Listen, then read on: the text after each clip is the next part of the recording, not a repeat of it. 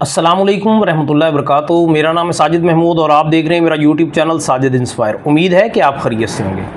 बहसीयत उस्ताद आज मैंने ज़रूरी समझा कि आज वालिदैन से बात की जाए, आज बच्चों से बात की जाए, आज इस्सातिज़ा से बात की जाए, क्योंकि आज का 9th क्लास का तालिब इल्म जौन सा है वो डिस्ट्रेस में है, वो ज़हनी दबाव के अंदर है, ज़हनी परेशानी में मुब्तला है और उसकी बड़ी वजह जौन सा है वो निसाब है। आज का जो गवर्नमेंट ने निसाब तब्दील किया है वो आज के बच्चे के लिए वबाल जान बना हुआ है। बहुत ज़्यादा परेशानी का सामना है, ना सिर्फ बच्चे को ज़हनी तौर पर परेशानी है, साथ ही साथ पढ़ाने वाले टीचर्स जो से हैं वो भी इस दौर में परेशान हैं, वालिदैन भी इस परेशानी का सामना कर रहे हैं, लेकिन सब मम हैं, खामोश हैं। मैंने ज़रूरी समझा कि इस टॉपिक के ऊपर बात की जाए और आप लोगों की नज़र के सामने वो चीज़ें अया की जाएँ दलाइल के साथ, ताकि इसके बारे में गौर व फिक्र हो सके और इसका कोई ना कोई हल निकाला जा सके।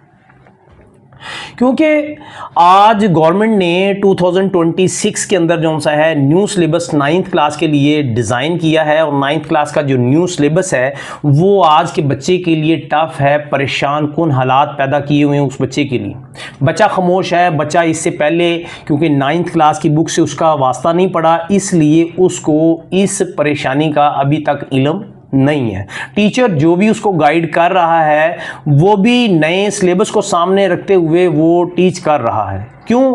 क्योंकि एक टीचर का फ़र्ज़ है कि जो भी निसाब साजी गवर्नमेंट निसाब बनाकर और उसको राइज कर दे, उसको इम्प्लीमेंट कर दे, उसके ऊपर टीचर को भी मेहनत करनी होती है। हर दौर में टीचर मेहनत करता आया है, लेकिन जब से पाकिस्तान बना है आज तक आप इन सालों का अगर अहाता कर लें, निसाब साजी के अमल को देख लें, तो इसमें सबसे टफ आज 2026 का सिलेबस 9th क्लास के लिए डिज़ाइन किया गया।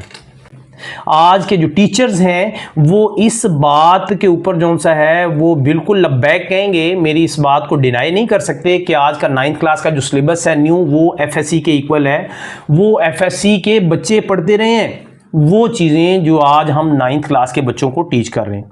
अगर हम कंप्यूटर की बुक की बात करें, 9th क्लास का तालिब इल्म पहले 120 पेजेस की बुक वो 5 चैप्टर्स के ऊपर मबनी हुआ करती थी, जो बच्चा 9th क्लास में टीचर उसको डिलीवर करता था और बच्चा उसके इम्तिहान देता था। आज वही बुक जो सा है 270 पेजेस के ऊपर मबनी है, जो कि उससे डबल से भी तजावज़ कर चुकी है, उसके पेजेस की तादाद उसके डबल से भी बढ़ चुकी है। अगर केमिस्ट्री की बुक की बात की जाए, केमिस्ट्री की बुक में पहले 8 चैप्टर होते थे, 8 to 9, लेकिन आज जो सा है उसके अंदर 13 चैप्टर जो सा है वो बढ़ाकर 4 चैप्टर उसमें मज़ीद इजाफा कर दिया गया है, जिससे बच्चों को परेशानी का सामना है।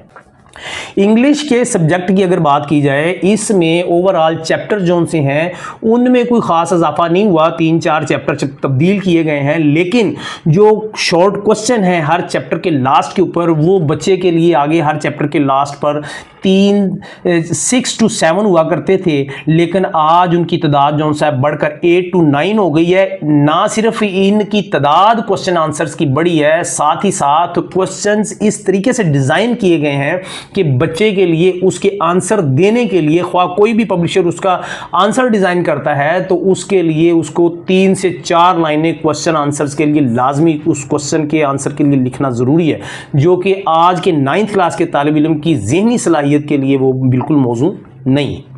बच्चा परेशान है, टीचर परेशान है, वालिदैन परेशान है। बच्चा टेस्ट देता है, टीचर जो सा है टीच कर चुका होता है, टेस्ट देता है, बच्चा इतना लेंथी आंसर याद नहीं कर पाता और उसके नताइज क्या सामने आ रहे हैं कि वालिदैन को कॉल किया जाता है बच्चे के बारे में बताने के लिए। बच्चा भी परेशान, टीचर भी परेशान और वालिदैन भी परेशान।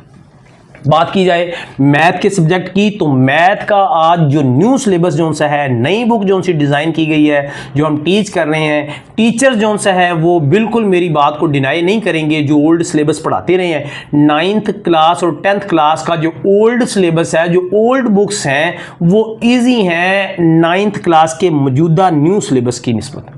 9th क्लास का जो मौजूदा सिलेबस है वो ज़्यादा टफ है ओल्ड 9th और 10th के सिलेबस से।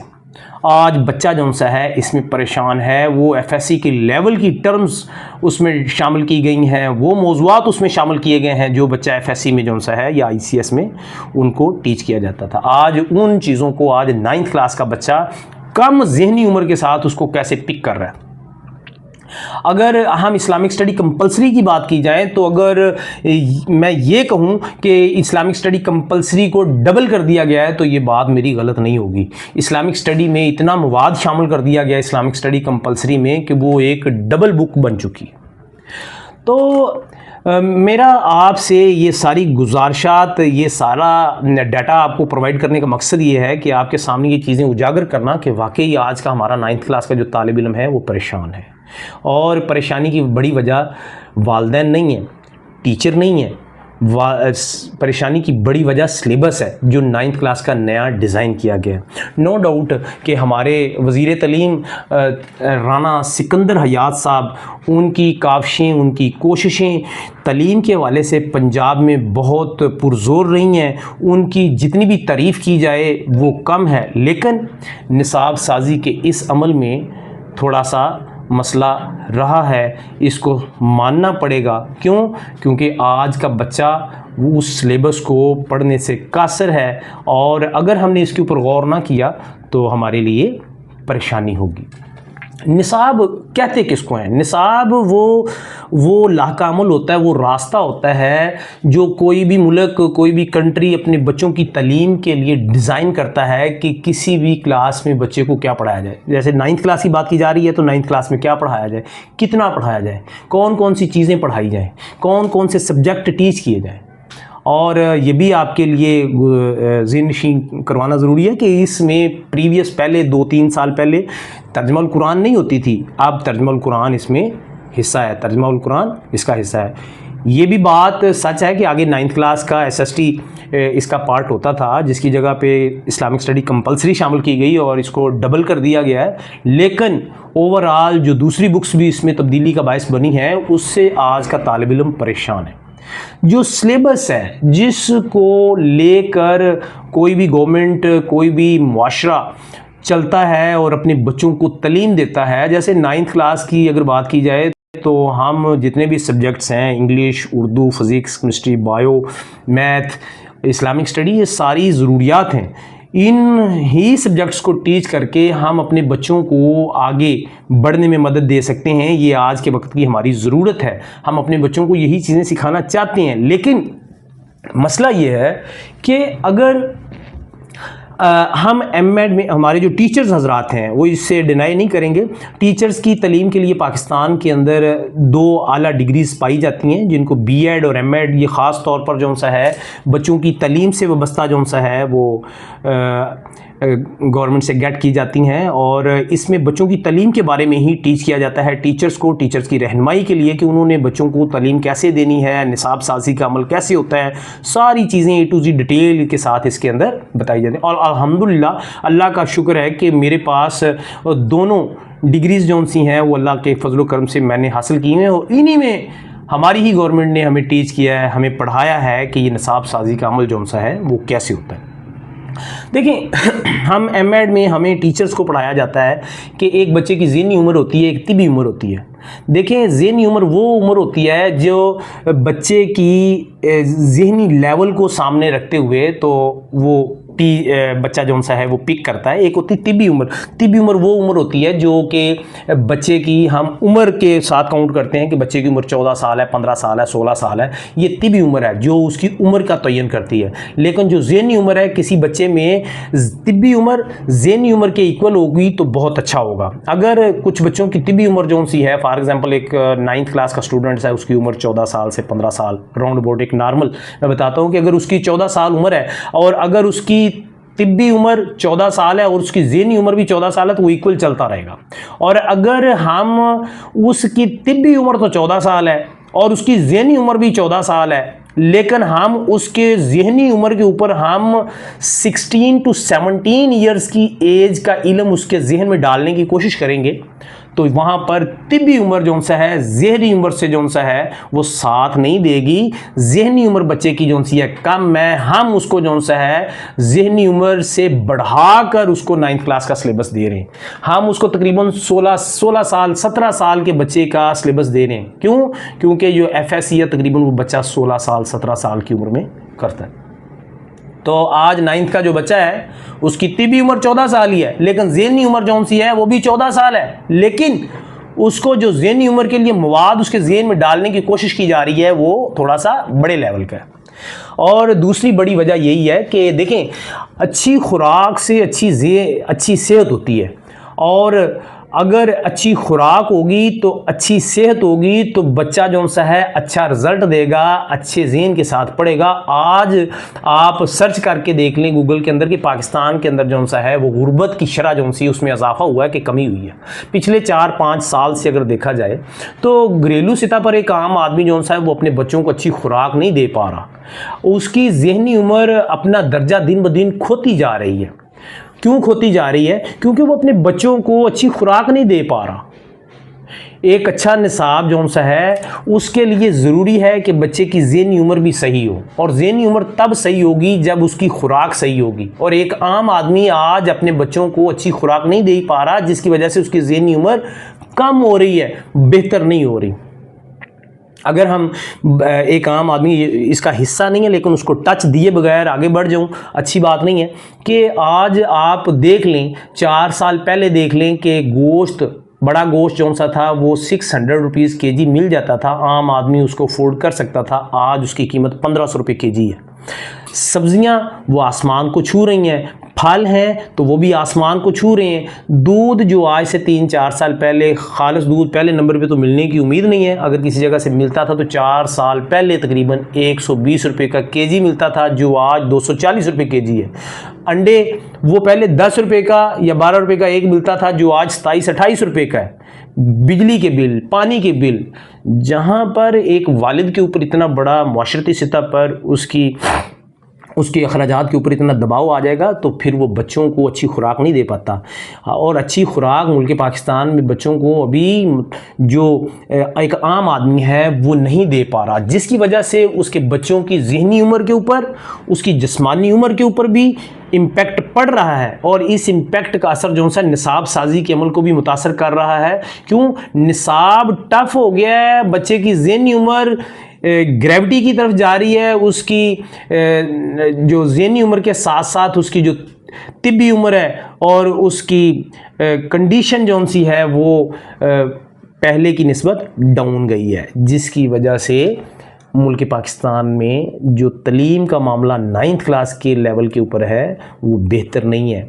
हमें अगर अपने बच्चे को 9th क्लास के, मैं कहता हूँ ओवरऑल किसी भी बच्चे को अगर बेहतर बनाना है तो उसकी खुराक को बेहतर बनाना होगा, उसके घर के हालात को बेहतर बनाना होगा। वो बेहतर नहीं है।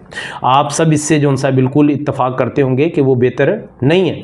लेकिन अगर निसाब जो सा है, अगर निसाब अच्छा होगा, बच्चे की ज़हनी उम्र भी अच्छी होगी, बच्चे की सेहत भी अच्छी होगी, उसके रिज़ल्ट भी जिसके लिए गवर्नमेंट ने निसाब साजी की थी उसका रिज़ल्ट भी अच्छा निकलेगा।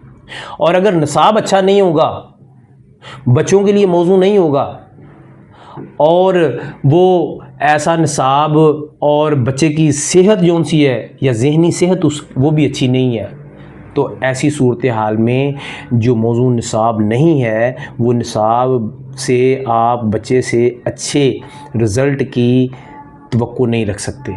क्योंकि निसाब ढांचा है निज़ाम तलीम का, अगर निसाब ही गलत हुआ तो उसमें वो ढांचा तबाह बर्बाद हो जाएगा, वो गिर जाएगा। अभी इब्तदा है। मैं आखिर पर हमारे नहायत ही मुअज़्ज़ज़ काबिल एहतराम वज़ीर तलीम राना सिकंदर हयात साहब, जिनकी पंजाब के अंदर तलीम की काविशें जो सी हैं वो कम नहीं है, जितना सराहा जाए उतना ही कम है। उनकी कोशिशों से पंजाब के अंदर तलीम में बहुत सारी बेहतरियाँ आई हैं, लेकिन ये एक निसाब साजी का अमल जो 9th क्लास के बच्चों के लिए हुआ है, इसमें एक बड़ा शगाफ पड़ गया है, इसमें एक बड़ी परेशानी है। मैं उनसे रिक्वेस्ट करूँगा, दरख्वास्त करूँगा नहायत अदब के साथ कि इसके ऊपर गौर व फिक्र करें। हमारी जो निसाब साजी की टीम है माहिरीन की, उनको भी रिक्वेस्ट करूँगा कि इसके ऊपर गौर व फिक्र किया जाए और इसमें कुछ ऐसी तब्दीलियाँ लाई जाएँ ताकि आज का हमारा तालिब इल्म 9th क्लास का उसमें बेहतरी, उसके रिज़ल्ट में बेहतरी आ सके। अगर हमने इसके ऊपर गौर व फिक्र ना किया, इस साल 2025 के अंदर लाहौर बोर्ड का जो सा रिज़ल्ट है 44% रहा है और सप्लियों की एक लंबी लाइन लगी रही है। नो डाउट कि ये पुराना सिलेबस था, लेकिन आज 2026 में जब बच्चा इस टफ़ सब्जेक्ट के साथ, इस टफ़ सिलेबस के साथ जब पेपर देगा तो 2026 का जब रिज़ल्ट 9th क्लास का आएगा तो आज ये बात लिख लें कि आज 44 है, वो 44 से भी ग्रेविटी पे जाएगा, उसका रिज़ल्ट 30% पे गिरेगा। इससे मुआशरे में बच्चों के अंदर परेशानी आएगी। ख़ानदान जौन सा है वो अपने बच्चों को बच्चे तलीम से दूर चले जाएंगे। मुआशरे में वक्त के साथ साथ जौन सा है फिर यही बच्चे जब तलीम में आगे नहीं बढ़ पाएंगे तो फिर जौन सा है वो मुआशरे में ख़राबी का ज़रिया बनेंगे।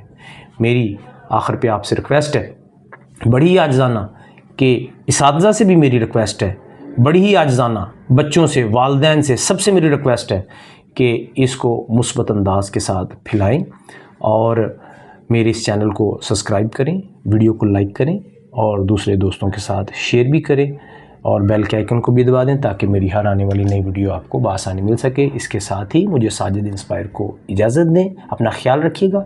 अल्लाह हाफिज़।